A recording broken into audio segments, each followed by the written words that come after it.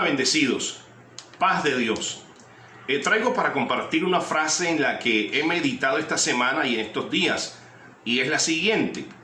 El final del pensamiento del hombre son las acciones. En Marcos capítulo 11, vamos allí a estar estudiando como lo hemos hecho en estas 3-4 últimas semanas. Ha sido de gran provecho para todas las personas que han visto y han escuchado este mensaje, y hay mucho más, ¿verdad? Entonces vamos allí a Marcos capítulo 11, versículo 15 en adelante. Tiene como título en esta versión Reina Valera 1960, la purificación del templo. Y te digo algo, esta lectura a continuación es paralelo a lo que está en Mateo capítulo 21, del versículo 12 al 17, Mateo 21, del versículo 12 al 17, Lucas 19, lo voy a hacer despacio, o lo voy a estar diciendo despacio porque sé que algunas personas están tomando nota. Lucas 19, versículos 45 y 48, y Juan capítulo 2, del versículo 13 al 22. Entonces vamos a estar ahí en Marcos 11, versículo 15.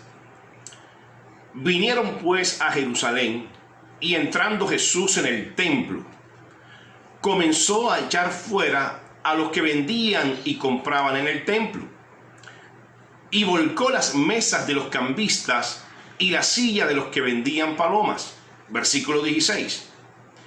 Y no consentía, oído a esto, y no consentía que nadie atravesase el templo llevando utensilio alguno. Esto me quiere decir que, o lo que quiere decir es que si Jesús llegó al templo, entró al templo y sale diciendo que no consentía que nadie, oye, esto está categórico, no consentía que nadie, quiere decir que si él no consentía era porque otro sí lo consentía, ¿cierto? Entonces, y no consentía que nadie atravesase el templo llevando utensilio alguno. Versículo 17. Y les enseñaba diciendo, pregunta, ¿no está escrito? Mi casa será llamada casa de oración para todas las naciones, mas ustedes la habéis convertido en cueva de ladrones. Y lo oyeron los escribas y los principales sacerdotes, y buscaban cómo matarle, porque le tenían miedo, por cuanto todo el pueblo estaba admirado de su doctrina. Versículo 19. Pero al llegar la noche, Jesús salió de la ciudad. Lo que me ocupó del versículo 15 en adelante fue la manera sencilla de decir las cosas Jesús de forma directa y clara, sin medir razones cuando se trataba de los asuntos del Padre, como del contenido de fondo, más allá de la situación o de la información que existía en el momento. Dice que entrando Jesús en el templo, mira esto bendecido, es que si solo Jesús se hubiese limitado a pasar por el templo o por la ciudad, como quien dice, por ahí por la orillita, no se daba cuenta ni se daba por enterado de lo que estaba sucediendo adentro del templo. Por el contrario, sabiendo Jesús lo que sucedía, necesitaba entrar. Ahora, otro análisis que saco es que siendo Dios como Dios es, pudo resolver esta situación sin intervención humana.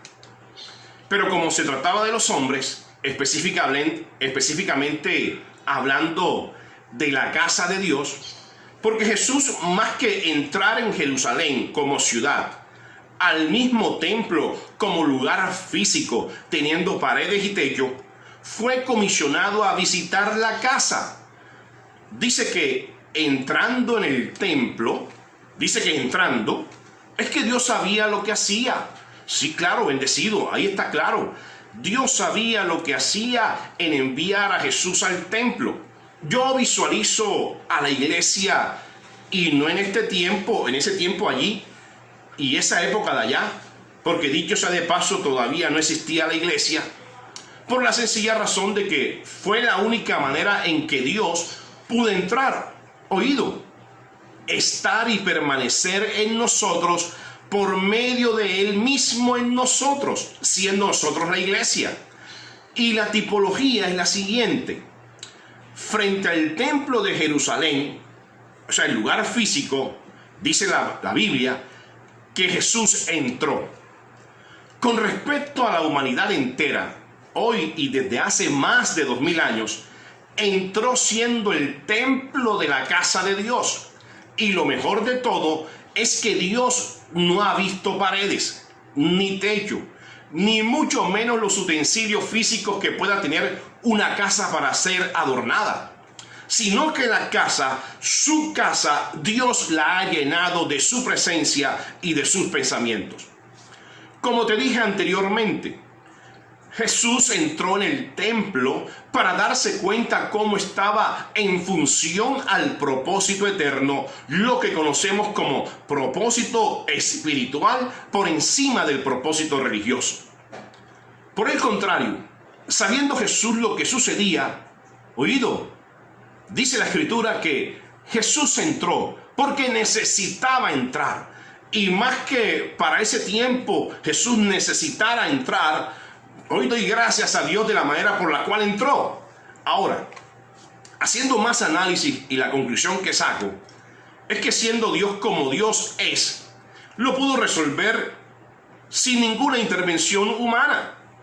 Y otro ejemplo para hacerme entender es que desde las gradas no se puede jugar.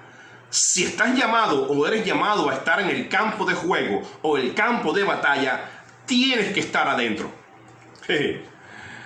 La gente adentro de la casa, oído con esto, la gente adentro de la casa es que se da cuenta qué es y qué tiene. Como también sabe qué pasa y sabe qué puede pasar. Entonces sigamos con la lectura. Jesús entrando en el templo, comenzó a echar fuera a los que vendían y los que compraban en el templo. Y aquí sí deseo ponerte a volar tu imaginación para que me ayudes con el fin de este mensaje. Dado la comparación de este tiempo, del templo físico y del paralelo con nosotros hoy, con el templo del Espíritu Santo, no quisiera hablar solamente de los demás, solo con el simple hecho de conectarse con uno con las redes sociales y con el internet. Cualquiera persona se puede dar cuenta de lo que sucede en las locaciones físicas. Y sin ánimo de generalizar, porque también se evidencia gente que mantiene el sentido y el buen propósito por el cual fueron constituidos y de qué manera significativa corresponden representando la institución y la misión a lo que Dios los llamó y a los que fueron llamados. En charlas anteriores terminamos de leer este capítulo 11 y de esta lectura nos enteramos de las palabras de Jesús. Al darse cuenta de lo que estos escribas, sacerdotes principales y líderes religiosos habían convertido en lugar de Dios, ahora sea que ellos mismos no lo hicieran, pero sí lo consintieron, sí lo aceptaron, lo permitían, aumentando sus intereses particulares antes que el propósito de Dios, que era la razón de ser o la razón por la cual fueron constituidos. Al llegar a Jerusalén, mira, Jesús se dirigió al templo y dice que echó fuera a los que vendían y compraban y volcó las mesas de los que cambiaban dinero y las sillas de los que vendían palomas. Por último, prohibió que la gente entrara al templo cargada de mercancías. Las escrituras dicen que el templo, el de Dios, ha de ser casa de oración de todas las naciones. Pero les dijo, ustedes la han convertido, la han hecho cueva de ladrones. Versículo 18. Y lo oyeron los escribas y los principales sacerdotes y buscaban cómo matarle, porque le tenían miedo, por cuanto todo el pueblo estaba admirado de su doctrina. Entonces la pregunta que se me viene a la cabeza es, ¿cuál era el temor o miedo de estos? Que Jesús, mira esto, que Jesús les acabara el negocio. Fue la posibilidad de que el pueblo, sobre todo los que habían recibido el plan del Padre, contradijeran de ellos, perdiendo el control del conocimiento que habían adquirido por tanto tiempo. Sobre todo que se les venía al piso la estantería, lo que les fue enseñado frente a lo que las enseñanzas del maestro les estaba trayendo o les estaba inspirando a hacer. Tan entusiasmados estaban con las enseñanzas del maestro que Jesús para estos escribas, para estos principales, para dentro todo un sistema religioso, representaba una verdadera amenaza. Lo expreso de esta manera, bendecido, porque de las enseñanzas que nos deja la sabiduría y la revelación de las Escrituras, es que Jesús fue la palabra hecha carne, que gracias a toda su obra nos introduce dentro del Evangelio de Jesucristo, que es la palabra revelada, convirtiéndose en la realidad de todos los creyentes. ¿Estamos? Vuelvo a repetirlo y a decirlo. Jesús es la palabra hecha carne. Cristo es la palabra revelada, ya no en carne, sino en espíritu. Ya aquí Cristo no ocupa ningún lugar físico, sino que hoy es la casa, es el templo espiritual. El espiritual bajo el tiempo de la gracia de Dios. Y ese se establece como el segundo que reemplaza el primero. Estando Cristo presente, estando Cristo presente, la historia cambió. Lo que Pablo llamó el tiempo de la reforma. La palabra reforma es una palabra compuesta.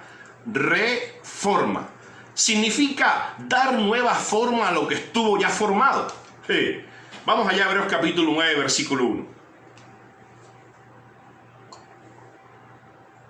Hebreos 9, versículo 1. Dice así: ahora bien, aún el primer pacto tenía ordenanzas de culto y un santuario terrenal. Oye, pero léalo usted en su Biblia, porque yo estoy leyendo lo que el Espíritu Santo me está diciendo a que usted abra su oído y los ojos espirituales. Porque ahí lo dice claramente. Ahora bien, dice el apóstol Pablo. Ahora bien, aún el primer pacto, ahí se está refiriendo ¿a cuál? Al primero. El primer pacto tenía ordenanzas de culto y un santuario terrenal, físico. Versículo 2. Porque el tabernáculo estaba dispuesto así. En la primera parte, llamada el lugar santo, estaban el candelabro, la mesa y los panes de la proposición. Tras el segundo velo estaba la parte del tabernáculo llamada el lugar santísimo, el cual tenía un incensario de oro y el arca del pacto cubierta de oro por todas partes, en la que estaba una urna de oro que contenía el maná, la vara de Aarón que reverdeció y las tablas del pacto. Versículo 5. Y sobre ella los querubines de gloria que cubrían el propiciatorio, de las cuales cosas no se puede hablar ahora en detalle. Y así dispuestas estas cosas, en la primera parte del tabernáculo entran los sacerdotes continuamente para cumplir los oficios del culto. Pero en la segunda parte, solo el sumo sacerdote una vez al año, no sin sangre, la cual ofrece por sí mismo y por el pecado de ignorancia del pueblo, dando el Espíritu Santo a entender con esto. Si quieres subraya este versículo 8 ya en su Biblia. Dando el Espíritu Santo a entender con esto, que aún no se había manifestado el camino al lugar santísimo, entre tanto que la primera parte del tabernáculo estuviese en pie. Por favor, por favor, vamos a leerlo despacito. Dando el Espíritu Santo a entender, oído, es que en esta dispensación de la gracia es la dispensación del Espíritu Santo. Y el Espíritu Santo Dios lo puso como la manifestación que daba a conocer y da a saber la obra del Padre como también la obra del Hijo. A el Espíritu Santo le corresponde darnos a entender lo que antes ellos no entendieron. Entonces dice, dándonos a entender con el templo físico, que aún no se había manifestado el camino al lugar santísimo. Quiere decir que este camino todavía estaba allí nublado, estaba oculto, entre tanto que la primera parte del tabernáculo estuviese en pie. O sea, lo que quiere decir es que estando la primera parte del tabernáculo en pie o estando vivo, no daba por enterado el buen camino, oído, el buen camino y el verdadero camino del lugar santísimo, que entre otras cosas no tiene nada que ver con lugar físico. Versículo 9, ahí lo está dando a entender, lo cual es símbolo para el tiempo presente, oído, símbolo para el tiempo presente, según el cual se presentan ofrendas y sacrificios que no pueden hacer perfecto en cuanto a la conciencia al que practica ese culto. O sea que el que practica ese culto, lo está diciendo el apóstol Pablo,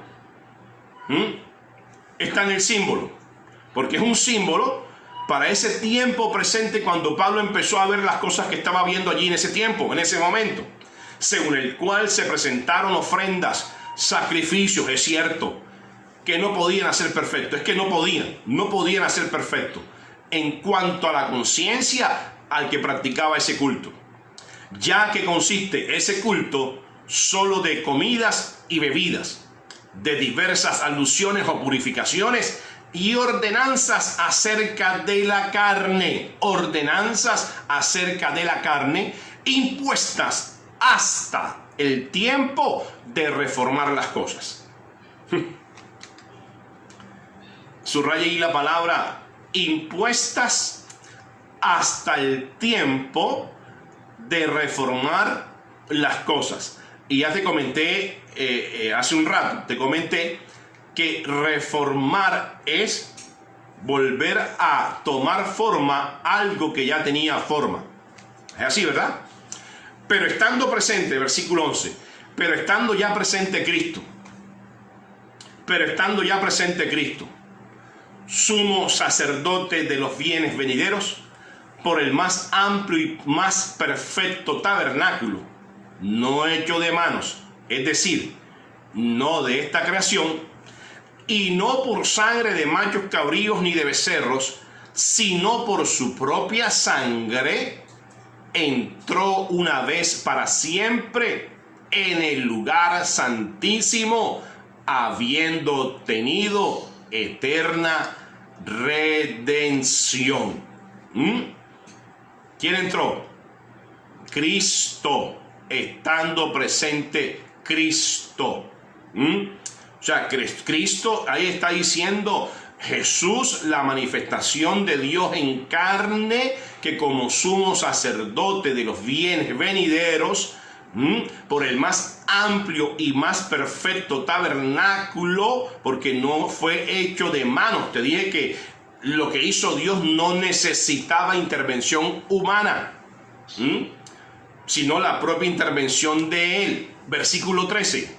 Porque si la sangre de los toros y de los machos cabríos y las cenizas de la becerra, rociadas a los inmundos, santifican para la purificación de la carne. Ahora, si esto pasa, mejor dicho, y para darte una mejor ubicación de los tiempos de funcionamiento de Dios por medio de Cristo, si esto pasó y sirvió, que es lo que quiere decir este pensamiento, versículo 14, ¿cuánto más la sangre de Cristo, el cual mediante el Espíritu eterno se ofreció a sí mismo sin mancha a Dios, cuánto más la sangre de Cristo limpiará vuestras conciencias de obras muertas para que sirváis al Dios vivo.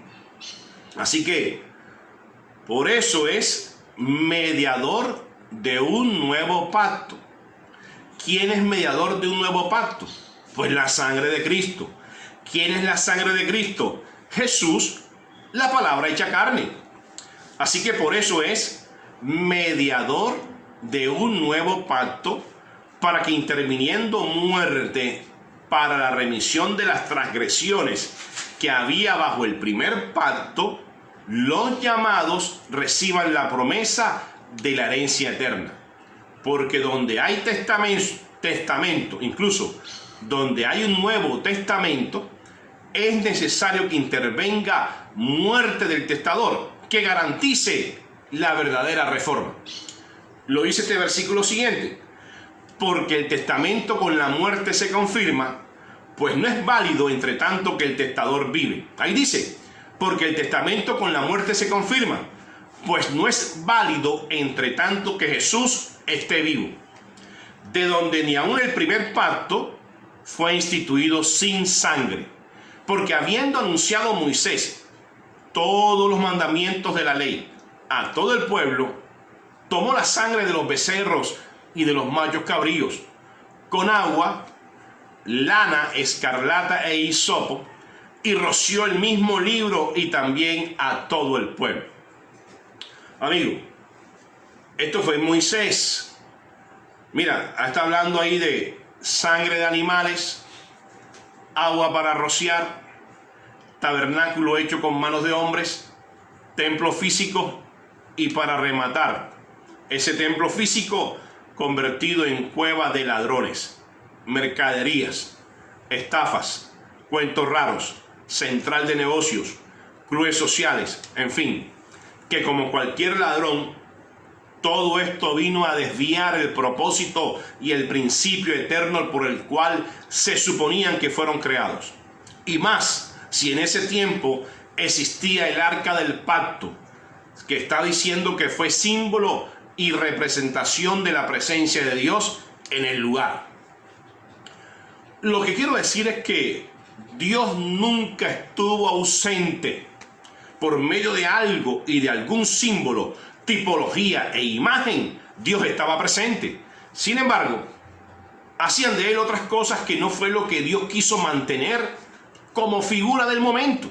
Por tal razón dice Pablo, pero estando presente Cristo, sumo sacerdote de los bienes venideros, sin intervención humana. Así que por eso es mediador del nuevo pacto. Por medio de él llegaría el tan anhelado tiempo de la reforma. Versículo 20, diciendo, esta es la sangre del pacto que Dios os ha mandado. ¡Ey! Esta es la sangre del pacto que Dios os ha mandado para que haga de ejercicios Moisés y su combo. Es que viene hablando de lo que usó Moisés por mandato de Dios. Versículo 21. Y además de esto, roció también con la sangre del tabernáculo y todos los vasos del ministerio. Y aquí empieza la diferencia en el resultado y en su eficacia. Versículo 22. Y casi todo es purificado. Voy a leerlo despacio. Y casi todo es purificado según la ley con sangre, y sin derramamiento de sangre no se hace remisión.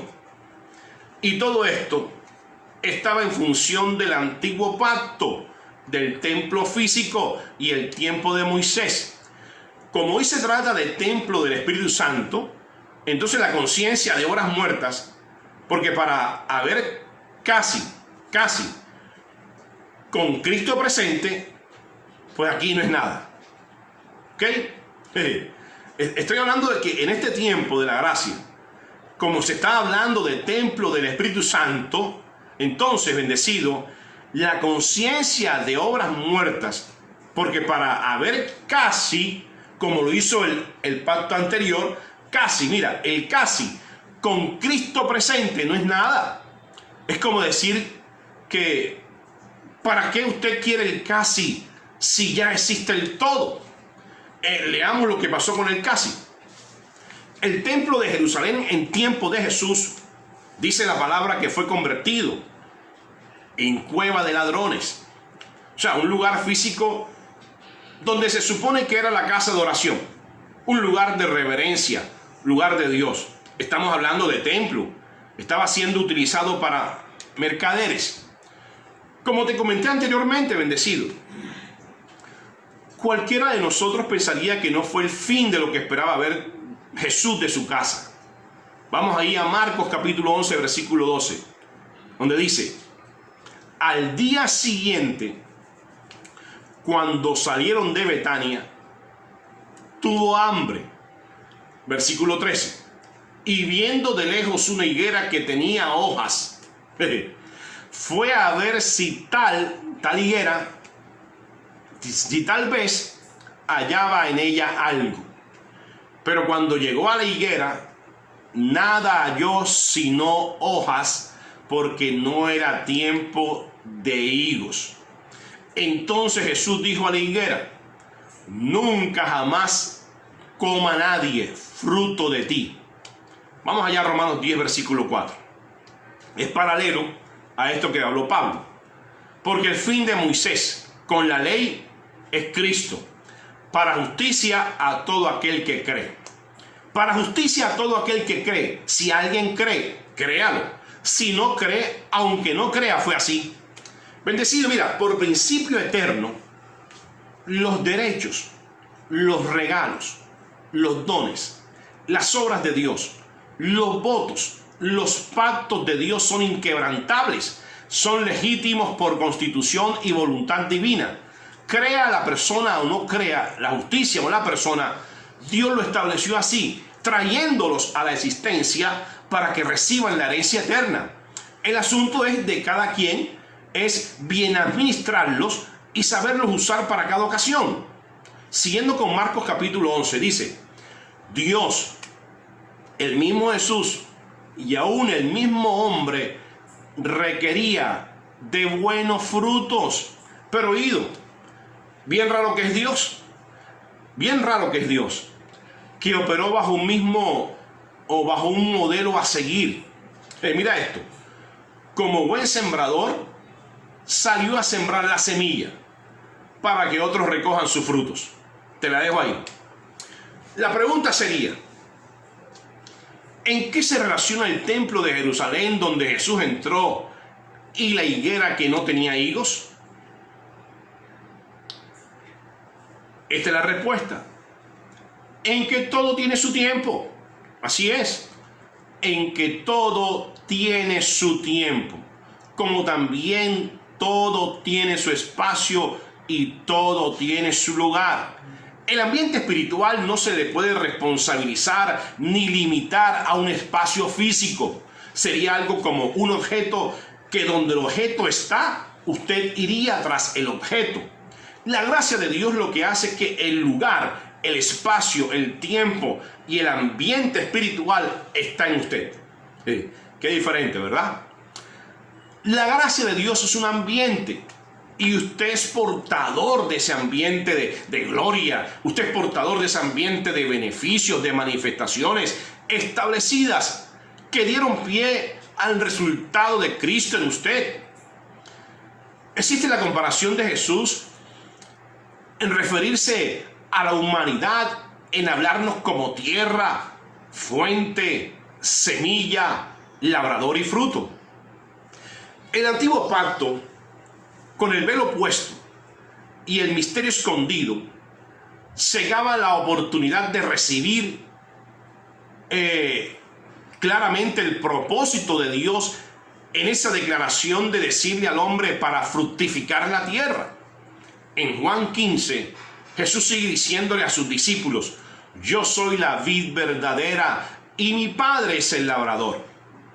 Jesús daba anuncio de otro ejemplo: todo pámpano que en mí no lleva fruto lo quitará, y todo aquel que lleva fruto lo limpiará para que lleve más fruto. Después sigue diciendo: yo soy la vid, vosotros los pámpanos. El que permanece en mí y yo en él, este lleva muchos fruto, porque separados de mí nada podéis hacer. Mira, de ninguna manera, y esto no te quepa la menor duda, Dios iba a dejar de hacer lo prometido, que estuvieses unido a Él para siempre. No se trataba de que si eres pámpano con o sin fruto. Te está diciendo cómo estaba el hombre en el pacto anterior, como yo los vi.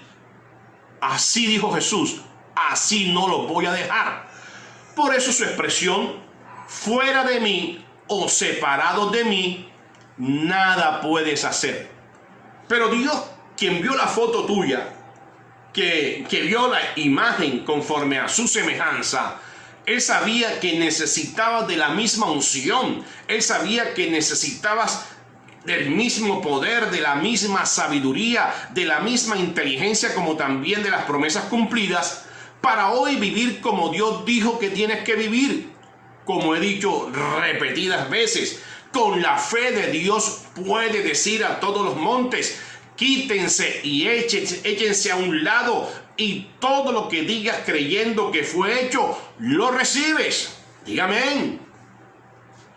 El antiguo pacto con el velo puesto fue establecido en las 613 ordenanzas y leyes ceremoniales, que como dijo Pablo y lo acabamos de leer, que el reino de Dios no consiste en bebidas y comidas, como abluciones, purificaciones, lavamientos, bautismos, ni agua para rociar, que lo que llevaban al hombre a estar casi purificado. Esto está escrito en Hebreos capítulo 9, versículo 13. Porque si la sangre de los toros y de los machos cabríos y las cenizas de la becerra rociadas a los inmundos santifican para la purificación de la carne, o sea, léalo bien, mi amigo querido, claramente quedó registrado por el apóstol de la revelación diciendo, si la sangre de los animales rociadas a los inmundos santifican para la carne, punto.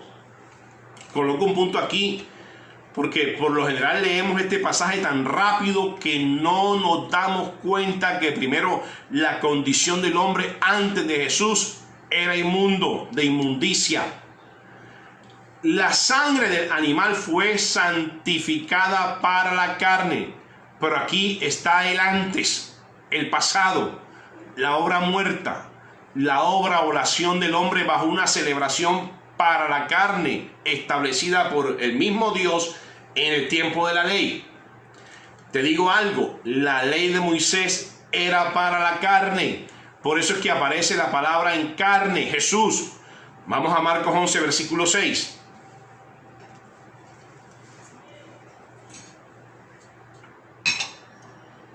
Ellos entonces le dijeron, como Jesús había mandado, y los dejaron. Y trajeron el pollino a Jesús y echaron sobre él sus mantos, y se sentó sobre él. También muchos tendían sus mantos por el camino, y otros cortaban ramas de los árboles y las tendían por el camino. Y los que iban delante y los que venían detrás daban voces diciendo, Hosana, bendito el que viene en el nombre del Señor. Versículo 10. Bendito el reino de nuestro padre David que viene. Hosana en las alturas.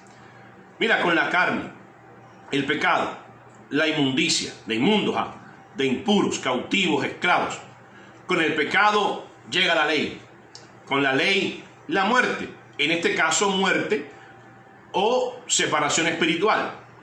Por allá decían, y en alguna parte dice, que la paga del pecado es la muerte. Por todo esto que pasó y seguirá pasando, usted se preguntará, si Dios quiere la muerte para el hombre, ¿es cierto, es verdad o es mentira? Pues de ninguna manera, de ninguna manera. Vamos allá a Romanos 8, versículo 2.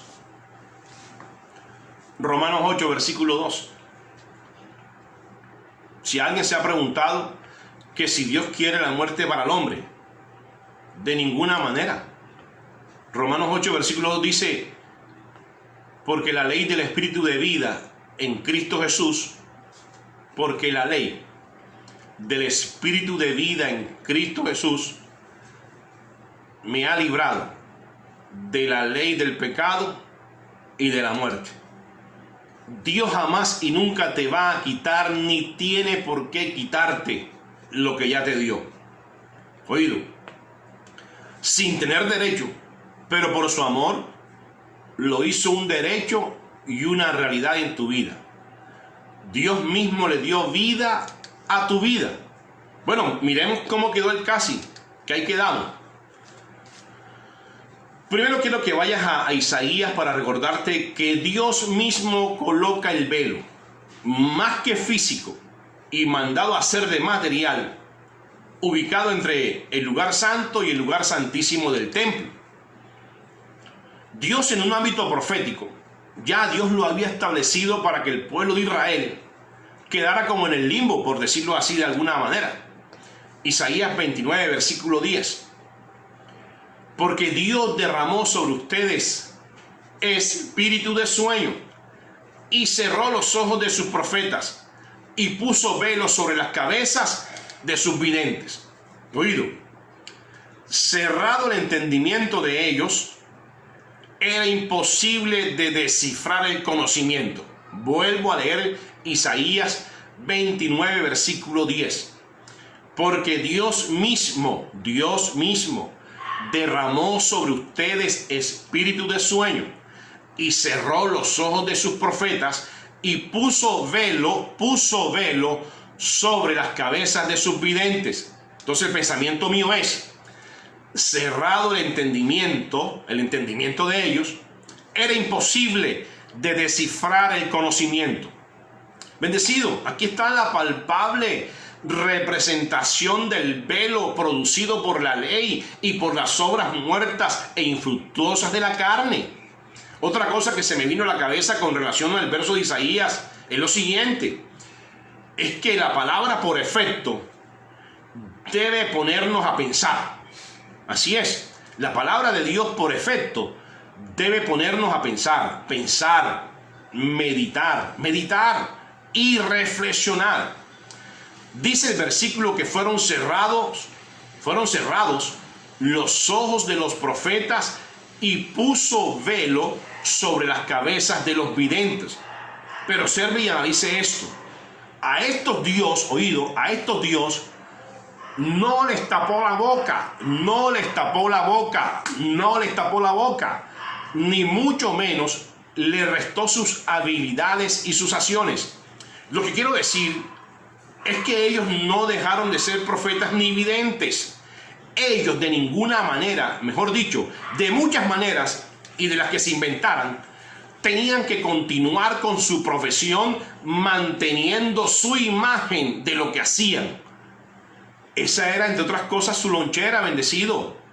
Lo que hace Dios con estos profetas es cerrarle la fuente de información y del conocimiento de su plan, de su voluntad, y de esta manera guardar, como está escrito en la Biblia, esconder el plan de Dios dentro de un misterio que dejaría de ser anunciado y conocido para luego en algún tiempo, en otro tiempo, ser revelado. Mira, el trabajo, la labor del profeta es anunciar lo por venir y dar a conocer la voluntad de Dios en el marco de lo que Él mismo estableció en el plano eterno. El profeta anuncia lo que ya existe y existió primero en la eternidad cuando Dios lo hizo. No es ningún invento. Siendo estas palabras proféticas o esta profecía dentro del plano eterno y viniendo de Dios, es del Espíritu. Ahora visualice esta escena. Dios mismo cerrando la fuente de los anuncios de la palabra del Espíritu. ¿Qué queda? Porque en ninguna parte de este texto dice que los profetas y videntes se acabaron o se extinguieron. Oído, quedaron vivitos y con boca. Pero el detalle es este: en que si no hablaban de ahí en adelante la palabra del Espíritu, hablaban sus propias palabras. Ellos no iban a perder su trabajo. Como consecuencia de ser apartados de la palabra del Espíritu, por la razón de que habían convertido lo del Espíritu en una fiesta. Porque con las cosas del Espíritu, por no darle la categoría por no dar la reverencia y la calidad del Espíritu, les dijo Dios, y esto fue lo que vio: este pueblo de labios me honra, pero su corazón está lejos de mí. Oye, parecido a la higuera cuando Jesús fue y no le encontró higos. Pero como siempre, estos profetas y videntes algo tenían que hacer, como algo tenían que hablar.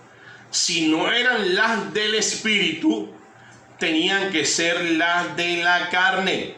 Y fue un tiempo donde Dios los dejó sin palabras. Un tiempo donde Dios dejó que crecieran con sus propias palabras, con sus propias intenciones. Y yo viendo el panorama del momento, donde más, fue un tiempo donde más predominó la carne.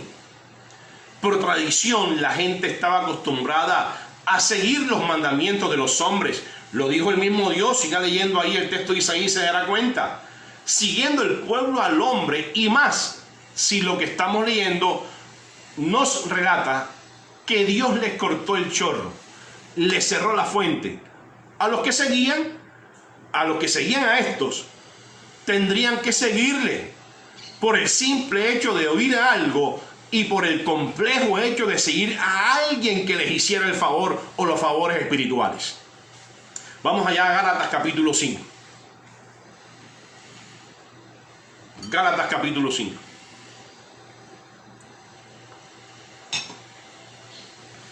Las obras de la carne y el fruto del Espíritu, así es el título. Las obras de la carne y el fruto del Espíritu. Versículo 16. Dice Pablo: digo pues, andad en el Espíritu y no satisfagáis los deseos de la carne. Porque el deseo de la carne es contra el Espíritu y el del Espíritu es contra la carne, y estos se oponen entre sí para que no hagáis lo que quisierais. Porque si sois guiados por el Espíritu, no estáis bajo la ley.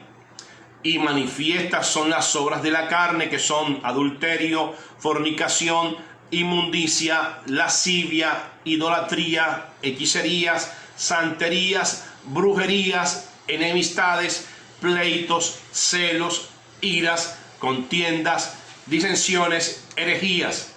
Mira, esto fue lo que creció y predominó en ese tiempo.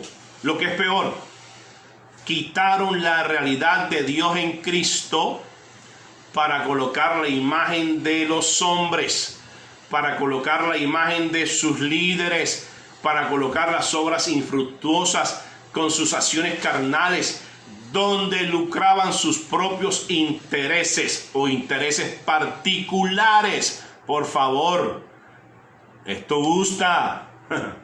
Mateo 27. Mateo 27, versículo 35. Y vamos a seguir hablando cómo quedó el casi. Porque te digo, ¿para qué el casi si ya lo tienes todo? Versículo 35. Cuando lo hubieron crucificado, repartieron entre sí sus vestidos, echando suertes, para que se cumpliese lo dicho por el profeta: partieron entre sí mis vestidos y sobre mi ropa echaron suertes. Verso 37. Y pusieron sobre su cabeza su causa escrita: este es Jesús, el Rey de los judíos. 38. Entonces crucificaron con él a dos ladrones, uno a la derecha y otro a la izquierda. Y los que pasaban le injuriaban meneando la cabeza y diciendo: tú que derribas el templo y en 3 días lo reedificas, sálvate a ti mismo si eres hijo de Dios, desciende de la cruz. De esta manera también los principales sacerdotes, escarneciéndole con los escribas y los fariseos y los ancianos, decían, y aquí volvieron a aparecer los que leímos en Marcos 11, cuando vieron a Jesús su amenaza, ¿se acuerdan? Que supieron de él e inmediatamente prepararon plan para matarle. Decían: a otro salvó, a sí mismo no se puede salvar. Si él es el Rey de Israel, descienda ahora de la cruz y creeremos en él. Confío en Dios, líbrele ahora si le quiere, porque si ha dicho: soy hijo de Dios. Lo mismo le injuriaban también los ladrones que estaban crucificados con él. Y desde la hora sexta hubo tinieblas, ignorancia, oscuridad sobre toda la tierra hasta la hora novena. Cerca de la hora novena Jesús clamó a gran voz diciendo: Elí, Elí, lama sabactani. Esto es: Dios mío, ¿por qué me has desamparado? Algunos de los que estaban allí decían al oírlo: a Elías llama a este. Y al instante, corriendo, uno de ellos tomó una esponja y la empapó de vinagre y poniéndola en una caña le dio a beber. Pero los otros decían: deja, veamos si viene Elías a librarle. Mas Jesús, habiendo otra vez clamado a gran voz, entregó el Espíritu. Y he aquí, aquí está la importancia de esta enseñanza. Y he aquí, mira el casi cómo quedó, mira dónde quedó el casi. Y he aquí, el velo del templo se rasgó en dos, de arriba a abajo, y la tierra tembló y las rocas se partieron.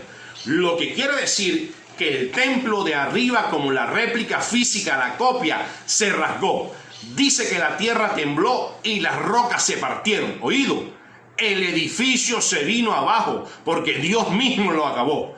Esta fue la única manera de operar Dios, que garantizara las palabras de Jesús cuando dijo: y los he puesto para que vayan y lleven fruto, y todo el fruto permanezca para siempre. Todo esto para decirte: la carne no da fruto, muchas veces produce dolores de cabeza. El Espíritu es el que da fruto. Otra cosa, mi amigo: Dios mismo puso el velo, Dios mismo lo quita, Dios mismo puso la ley, Dios mismo puso su gracia. Si vemos de lejos y cuando nos acercamos al templo, tal cual como lo vio e hizo Jesús con el de Jerusalén, vemos templos, vemos gente amarrada y encadenada como preso en su cárcel, atados al cepo de la ley, atados a las obras muertas y a las obras de su carne. Esto fue hasta que llegara el tiempo de reformar la casa. Para ti, bendecido, el que tenga oídos para oír, que oiga lo que el Espíritu dice. Te declaro buenos tiempos para todos. Tú eres un bendecido con toda bendición espiritual en los lugares celestiales con Cristo Jesús. Hasta una próxima vez. Chao.